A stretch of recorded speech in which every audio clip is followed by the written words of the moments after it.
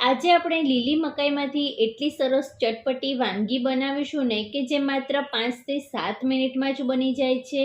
એકદમ ઓછા તેલમાં અને ઓછી મહેનતે તૈયાર થાય છે અને એકવાર બનાવશો ને તો રોજ બનાવીને ખાવાની ઈચ્છા થશે, એવો એનો ટેસ્ટ દાઢે રહી જશે.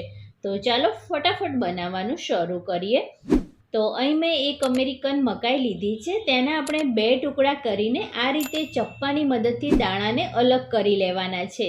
તમે દાણાને ખમણીને પણ યુઝ કરી શકો છો, પણ એ ખાવાની જરાય મજા નહીં આવે. દાણા થોડા અધકચડા રહેશે ને તો જ ખીચડી ખાવાની મજા આવશે. તો અહીં બધા જ દાણા નીકાળી લીધા છે. હવે મિક્સર જારમાં 7 થી 8 લસણની કળી, તીખાશ માટે 2 લીલા મરચાંના રફલી ટુકડા કરીને લીધા છે. હવે જે આપણે મકાઈના દાણા અલગ કર્યા છે ને એમાંથી અડધી મકાઈની આપણે પેસ્ટ તૈયાર કરીશું. તો મિક્સર જારમાં લઈને આ રીતની સ્મૂથ પેસ્ટ તૈયાર કરી લેવાની છે. જરૂર પડે તો થોડું પાણી ઉમેરી શકો છો. હવે બાકીના દાણાને પણ સેમ મિક્સર જારમાં લઈને પલ્સ મોડમાં 1 કે 2 વાર પલ્સ કરી લેવાનું, એટલે આ રીતના અધકચરા દાણા તૈયાર થશે.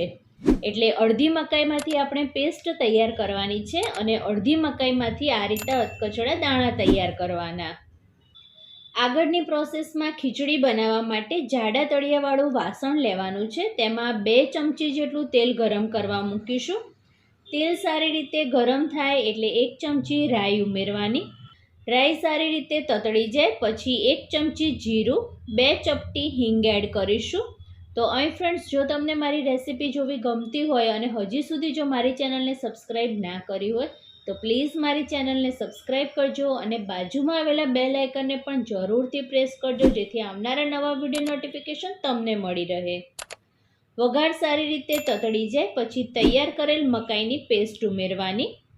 સાથે જ આપણે ઝીણા સમારેલા ટામેટાં, ડુંગળી, 5 થી 6 મીઠા લીમડાના પાન એડ કરીશું. વઘારમાં બધું જ સારી રીતે મિક્સ કરી લેવાનું અને પછી રૂટીન મસાલામાં સ્વાદ અનુસાર મીઠું, અડધી ચમચી હળદર પાવડર, 1 ચમચી ધાણા જીરું પાવડર. અહીં આપણે તીખાશ માટે લીલા મરચાંનો જ ઉપયોગ કરવાનો છે, એટલે તીખું તમે જે રીતે ખાતા હોય એ પ્રમાણે લીલા મરચાં લેવાના.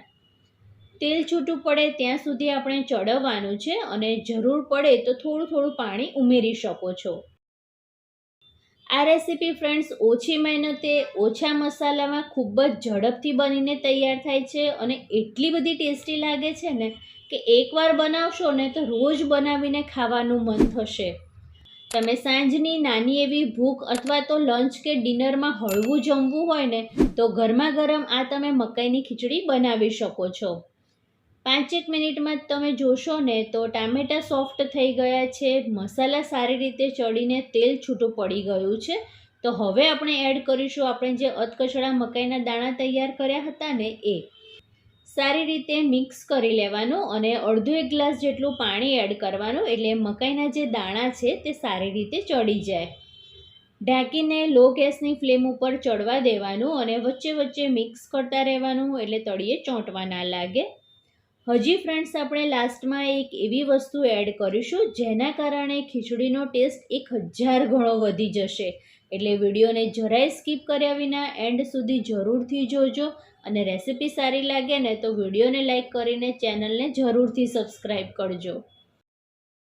5 મિનિટ જેટલું થયું છે અને બધું જ સારી રીતે કૂક થઈ ગયું છે અને આ રીતની આપણે લચકા પડતી ખીચડી રાખવાની છે. હવે સરસ એવા ખટમીઠા ટેસ્ટ માટે 1 ચમચી લીંબુનો રસ અને 1 ચમચી ખાંડ એડ કરવાની છે. મકાઈની કોઈ પણ વાનગી હોય ને એમાં તમે ગળપણ અને ખટાશ ઉમેરો ને એટલે એ ગેમ ચેન્જરનું કામ કરે, એટલે જરાય સ્કીપ ના કરતા જરૂરથી ઉમેરજો. ઝીણા સમારેલા લીલા ધાણા ઉમેરીને બધું જ સારી રીતે મિક્સ કરી લેવાનું. હવે ખીચડીનો ટેસ્ટ 1000 ગણો વધારવા માટે ઉમેરીશું 1 ચમચી બટર. બહુ જ સરસ ટેસ્ટ આવે છે, પણ બટરની જગ્યાએ તમે ઘીનો પણ ઉપયોગ કરી શકો છો. ગેસની ફ્લેમ બંધ કરીને ગરમા ગરમ ખીચડીને આપણે સર્વ કરીશું. ઉપરથી થોડું ગુજરાતી ચવાણું સ્પ્રિંકલ કર્યું છે. તો તમે પણ ફ્રેન્ડ્સ આ રીતે મકાઈની ખીચડી જરૂરથી બનાવજો અને તમારા અનુભવ મને કમેન્ટ કરીને જરૂરથી જણાવજો. Thank you.